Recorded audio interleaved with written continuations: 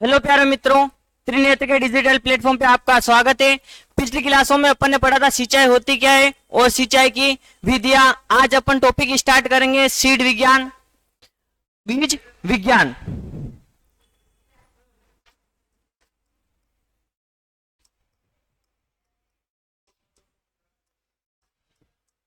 Seed sign, बीज होते क्या है, बीज कहते किसको है और बीज अंकुरण होता कैसे है और अंकुरण को प्रभावित करने वाले कारक।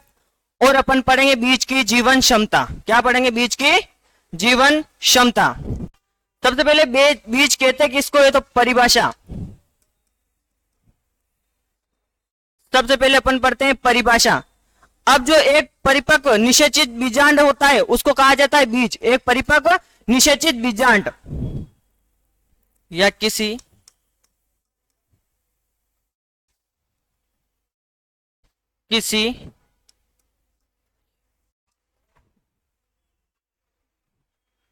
परिपक्व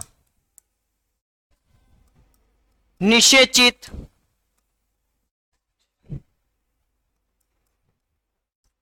बीजांड को बीज कहा जाता है।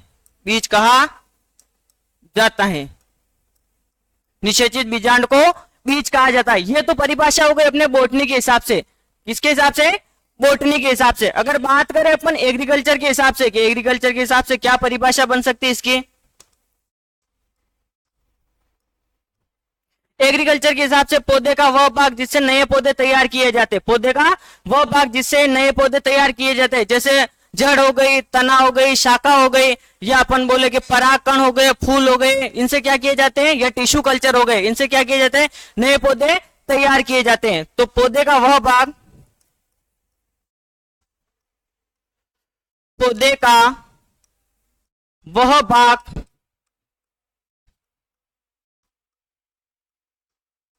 जिससे नए पौधे तैयार किए जाते हैं।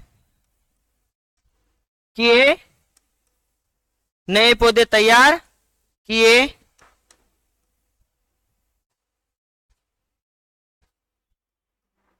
नए पौधे तैयार किए जाते हैं। जैसे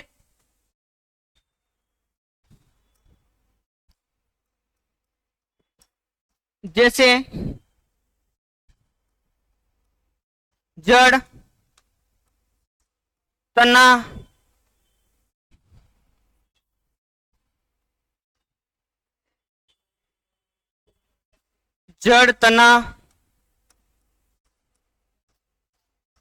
पत्तियां, बीज,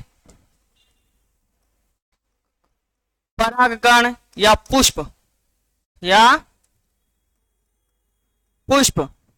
और एक और अपन लिख सकते टिश्यू कल्चर या टिश्यू कल्चर द्वारा। इससे क्या किया जाता है, नए पौधे को जन्म दिया जाता है, नए पौधे तैयार किए जाते हैं। इसको कहा जाता है बीज। क्या कहा जाता है बेटा? बीज कहा जाता है। अब अपन पढ़ेंगे उन्नत बीज के गुण। क्या पढ़ेंगे? उन्नत बीज के गुण।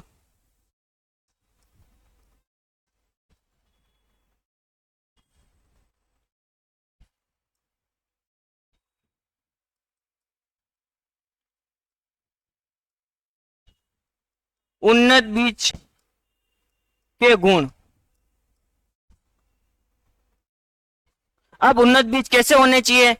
सबसे पहले तो जो सामान्य किस्में होती है उससे 10 से 15% अधिक उपज देने वाले होने चाहिए। 10 से 15% अधिक उपज देने वाले होने चाहिए। रोग एवं कीटों से मुक्त या खरपतवार के बीजों से मुक्त होने चाहिए। बात करें अपन कि उसमें आनुवांशिक शुद्धता अच्छी होनी चाहिए या भौतिक शुद्धता अच्छी होनी चाहिए। बात करें अपन की इसमें बीज ओजपूर्ण होना चाहिए। कैसा होना चाहिए? ओजपूर्ण, मतलब उसमें ताकत कितनी है, उसमें ताकत कितनी है। और एक अपन बात करें कि वास्तविक उपयोगिता का मान, बीज के वास्तविक उपयोगिता का मान 75% से अधिक होना चाहिए। 75% से अधिक होना चाहिए। वास्तविक उपयोगिता होती क्या है? अंकुरण प्रतिशत कितना है और भौतिक शुद्धता प्रतिशत कितना है, उसको अपन बोलते हैं वास्तविक उपयोगिता का मूल्य। क्या बोलते हैं? वास्तविक उपयोगिता का मान या मूल्य कहा जाता है। सबसे पहले अपन लिखते हैं सामान्य किस्मों से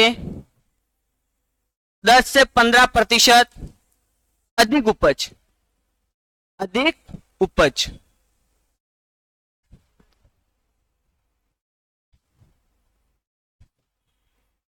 रोग, कीट एवं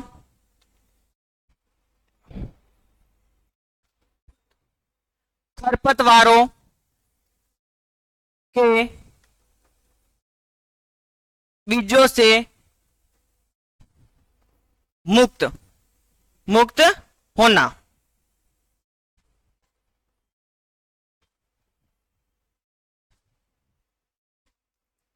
बात करें एक और अपन भंडारण भंडारण क्षमता अधिक होना, भंडारण क्षमता अधिक होना।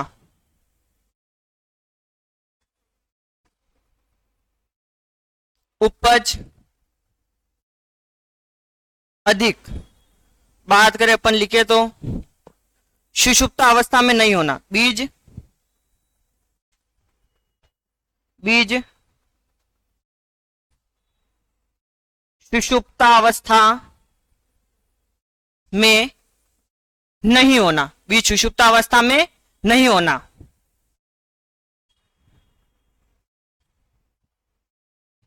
बीज बात करें अनुवांशिक अनुवांशिक एवं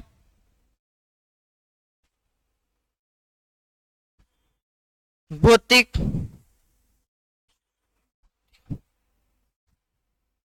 रूप से शुद्ध होना, भौतिक रूप से शुद्ध होना। बात करें अपन एक और लिख सकते हैं कि इसमें बीज का वास्तविक उपयोगिता का मान, बीज का वास्तविक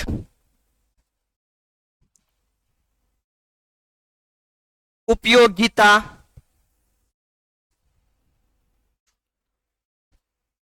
का मूल्य या मान या मूल्य 75% से 75% से अधिक होना, अधिक होना, 75% से अधिक होना। बीज ओजपूर्ण होना,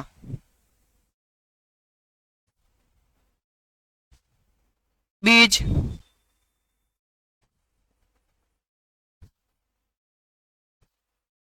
ओजपूर्ण होना, पूर्ण होना। ये होते हैं उन्नत बीज के गुण। क्या होते हैं बेटा? उन्नत बीज के गुण। इसका स्क्रीनशॉट ले लो।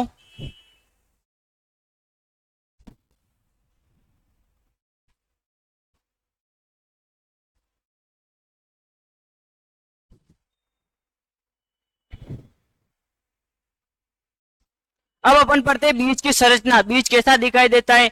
बीज की संरचना, कौन कौन से भाग होते हैं?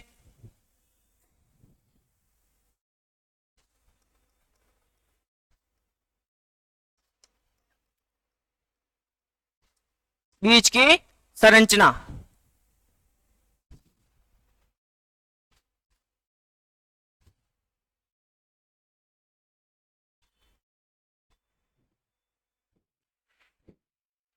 किसको बोला जाता है?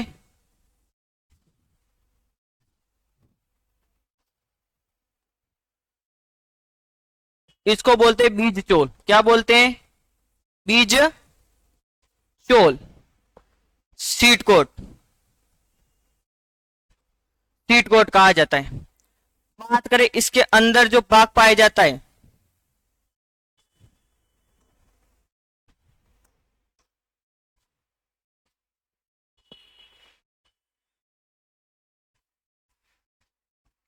इसको बोला जाता है भ्रूणपोष। क्या कहते हैं? भ्रूणपोष।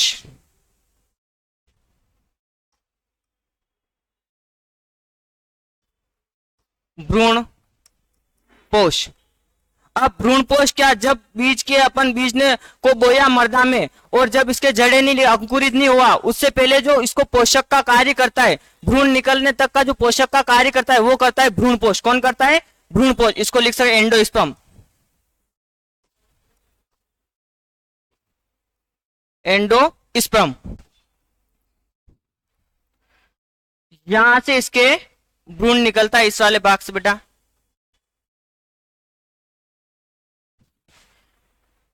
इसको कहते हैं भ्रूण। भ्रूण क्या कहते हैं? भ्रूण।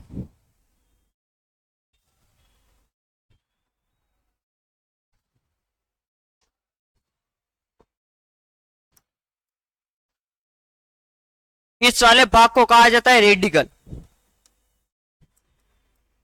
रेडिकल। और इस वाले भाग को कहा जाता है प्यूमुल। प्यूमुल। इसको कहते हैं मूलांकुर। मूलांकुर। और इसको कहते हैं प्रांकुर। इससे जो निर्माण होता है, मूलांकुर से निर्माण होता है जड़ का। किसका होता है बेटा? जड़ का। जड़ निर्माण।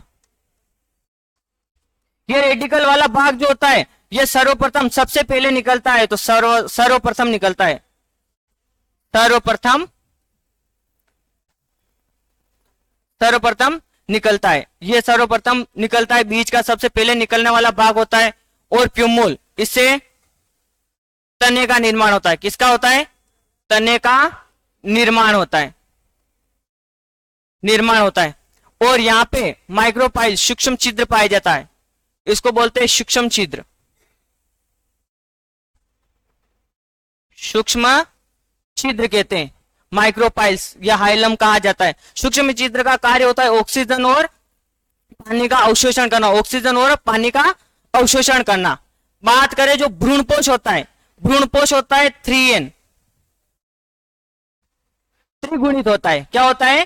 त्रिगुणित। बात करें अपन सीट कोट, सीट कोट जो होता है वो होता है 2N। क्या होता है? 2N। भ्रूणपोष एम्ब्रायो। एम्ब्रायो जो होता है ये होता है 2N। क्या होता है? 2N। एक और बात करें अपन परागकण। परागकण जो होते हैं ये होते हैं हेप्लोइड। क्या होते हैं? हेप्लोइड एंड अगुणित होते। क्या होते बेटा? अगुणित होते। ये होती है बीज की संरचना।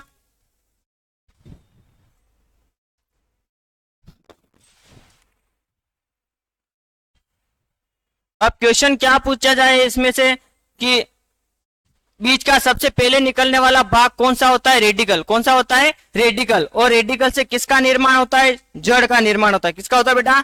जड़ का निर्माण होता है। सीड कोड जिसको अपन बोलते हैं बीज चोल, ये क्या करता है? ये अंदर से बाहर से बचाव के लिए उपयुक्त रहता है। किसके लिए? बीज के आवरण का कार्य करता है बाहर की ओर।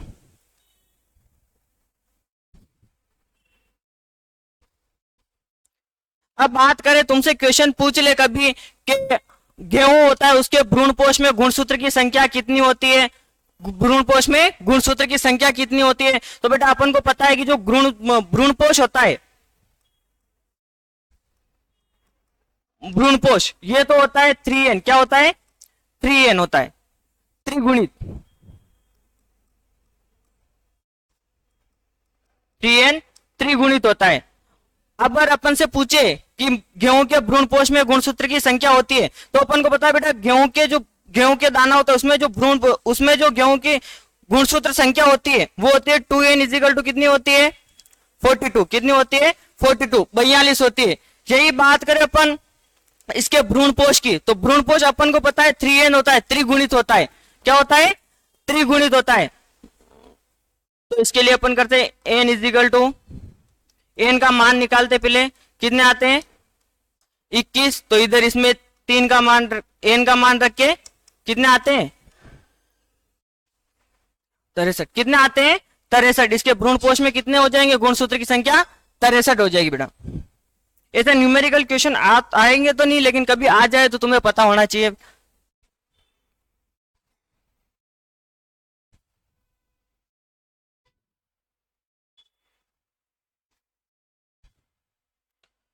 अब लिखो अंकुरण को प्रभावित करने वाले कारक, कि अंकुरण को कौन कौन से कारक प्रभावित करते हैं।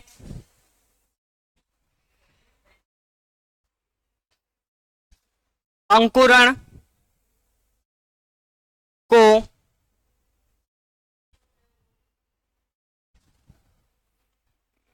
या फिर अंकुरण की क्रियाविधि पढ़ लो बेटा पहले, तब समझ में आएगा। अंकुरण की क्रियाविधि, क्रियाविधि। अब अंकुरण किस प्रकार होता है बीज, सबसे पहले अपन पढ़ते क्रिया, पढ़ते भौतिक क्रिया। कौन सी बेटा, भौतिक क्रिया। भौतिक क्रिया सबसे पहले क्या होगा, बीज क्या होगा, पानी का अंतर शोषण करेगा, अंतर चूषण। अपना जो बीज का भार होता है उसका 60 से 70% क्या करता है, पानी बीज का अवशोषण करता है। तो भार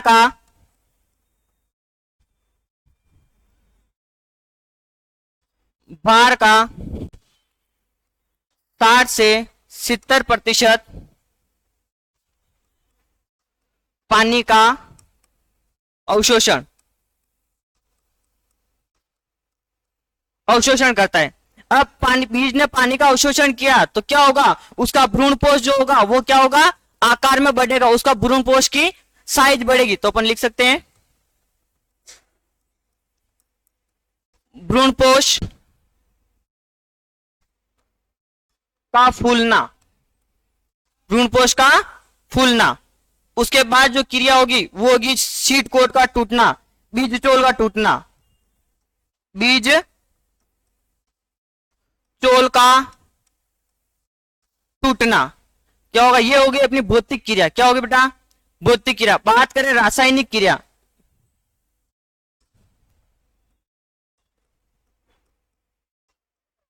रासायनिक क्रिया।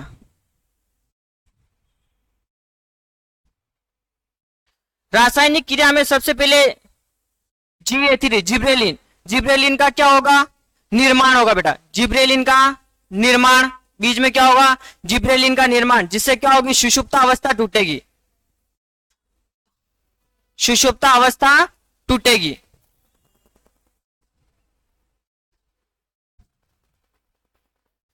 सुषुप्त अवस्था तोड़ना। उसके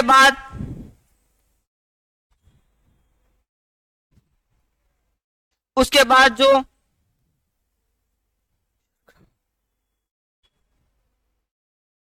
विटामिन सी का संश्लेषण, विटामिन सी का संश्लेषण होता है, विटामिन सी का संश्लेषण होता है।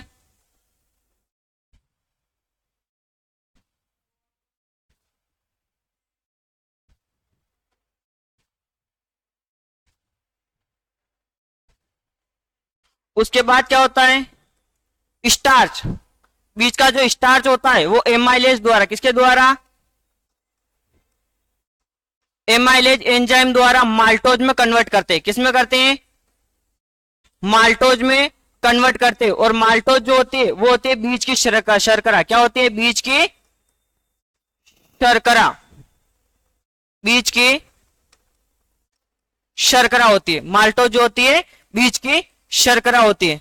कुछ इस प्रकार क्या होते हैं, बीज का अंकुरण होता है और बीज में क्या होती है, क्रियाविधि होती है अंकुरण की।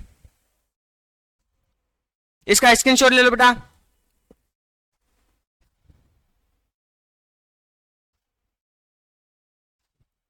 अब अपन पढ़ते हैं अंकुरण को प्रभावित करने वाले कारक।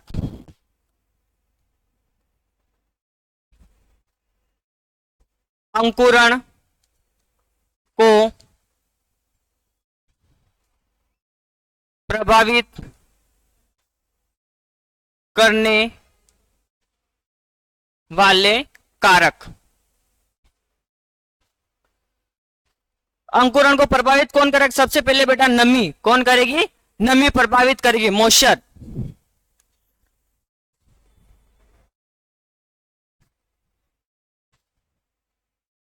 इसके आगे अपन लिख सके सर्वाधिक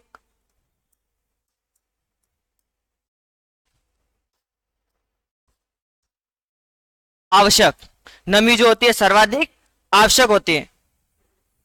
उसके बाद अपन लिखते हैं तापमान। तापमान ये करता है सर्वाधिक प्रभावित होता है, सर्वाधिक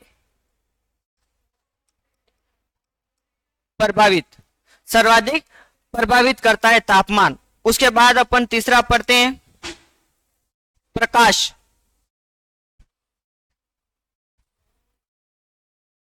प्रकाश ये सभी बीजों के लिए आवश्यक नहीं होता है, सभी बीजों के लिए आवश्यक नहीं होता। जैसे बात करें अपन टमाटर के बीज, वो अंधेरे में भी क्या होते हैं, अंकुरित हो जाते हैं, अंधेरे में भी अंकुरित हो जाते हैं। बात करें तंबाकू के बीज, तंबाकू के बीज के लिए लाल प्रकाश की आवश्यकता होती है। कौन से प्रकाश की, लाल प्रकाश की आवश्यकता होती है। तो सभी के लिए प्रकाश जो होता है वो क्या होता है, आवश्यक नहीं होता है, सभी बीजों के लिए आवश्यक नहीं होता है। बात करें O2 ऑक्सीजन,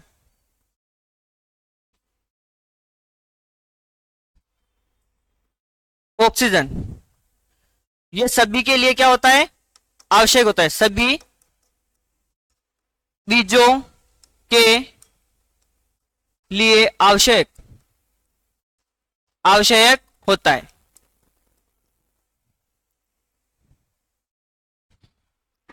ये हो गए प्रभावित करने वाले कारक। कितने, 4 कारक पड़ते हैं। नमी, बेटा जब बीज अंकुरित तभी होगा जब क्या होगा, मृदा में नमी होगी, तभी क्या होगा, बीज अंकुरित होगा। बात करें तापमान, तापमान भी क्या करता है, सर्वाधिक प्रभावित करता है अंकुरण को। आपने देखा होगा भिंडी का जो बीज होता है वो उसको 30 से 35 डिग्री के आसपास, सेल्सियस के आसपास क्या मिलता है, तापमान मिलता है, तभी क्या होता है, बीज अंकुरित होता है। तो अपन कह सकते हैं कि जो तापमान होता है वो भी क्या होता है, सर्वाधिक प्रभावित करता है अंकुरण को। बात करें प्रकाश, प्रकाश तो क्या है, सभी के लिए आवश्यक नहीं होता है। मैंने बताया कि टमाटर का जो बीज होता है वो अंधेरे में भी अंकुरित हो सकता है। और अपन बात करें तंबाकू के लिए लाल प्रकाश की आवश्यकता होती है। तो उनके लिए अपन लिख सकते हैं एक लाइन में कि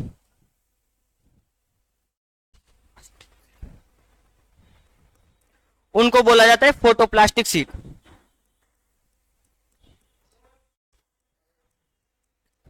फोटोप्लास्टिक बीज,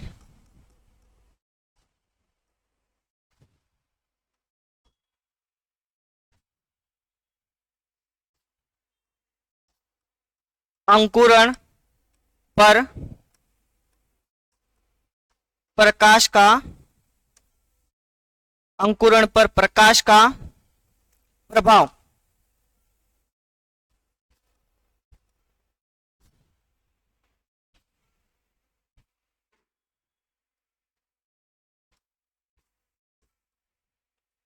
अंकुरण पर प्रकाश का जो प्रभाव पड़ता है उसको बोला जाता है फोटोप्लास्टिसिटी। क्या बोला जाता है, फोटोप्लास्टिसिटी। बात करें तंबाकू के लिए, तंबाकू का जो बीज होता है उसके लिए लाल प्रकाश की आवश्यकता होती है। कौन से प्रकाश की, लाल प्रकाश की आवश्यकता, लाल प्रकाश की आवश्यकता होती है अंकुरण के लिए।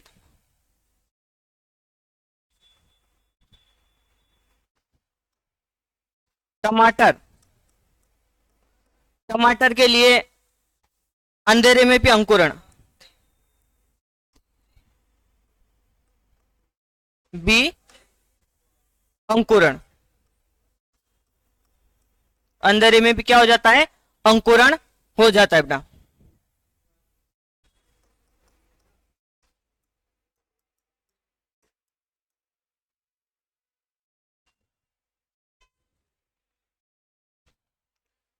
इसका स्क्रीनशॉट ले लो।